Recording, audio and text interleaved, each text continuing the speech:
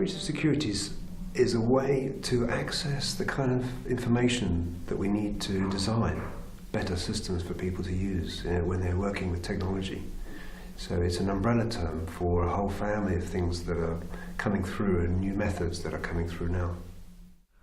Well, our interest in Creative Securities comes from, in some ways, a frustration with the dominant paradigm in security, which comes from a sort of militaristic lineage where security hopes that at a certain vantage point, it will see everything and all problems and thereby eliminate them. And we argue that in the 21st century that's not possible.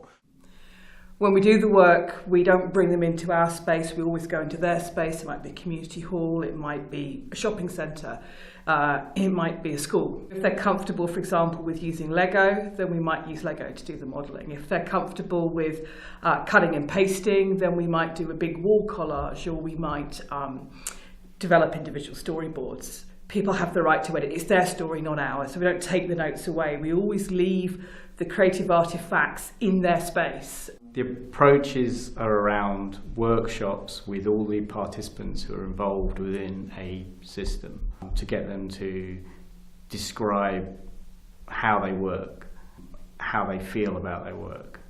And through that, and now analysing the outcomes of those results, you start to put together a picture of where security does work, doesn't work, and where there are gaps.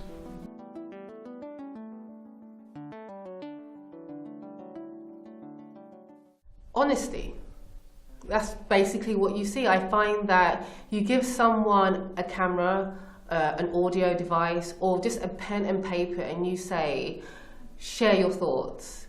They will honestly just fill the page up or talk endlessly in audio recording.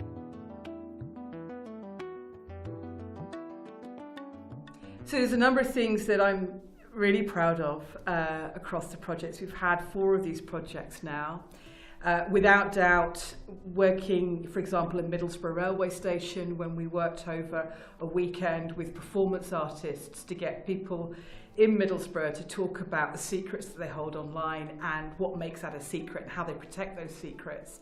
I'm very proud of the work that we did around the prison estate in the northeast, where we used wall collage to work with families to understand the challenges that they face in doing prison visiting, and in doing that, understanding which services work and which don't. And the third thing that I'm really proud of is the work we've done in central government, using again collage and storyboards to really bring to light a whole series of hidden practices. And what comes out there is that quite often we talk about users being the weakest link in information security, and what was really clear from these stories is that the users were the strongest link. They were the ones holding the practices together with this myriad of different ways that they devised to make the information flows work better and more securely and safely, both for them and for the citizen.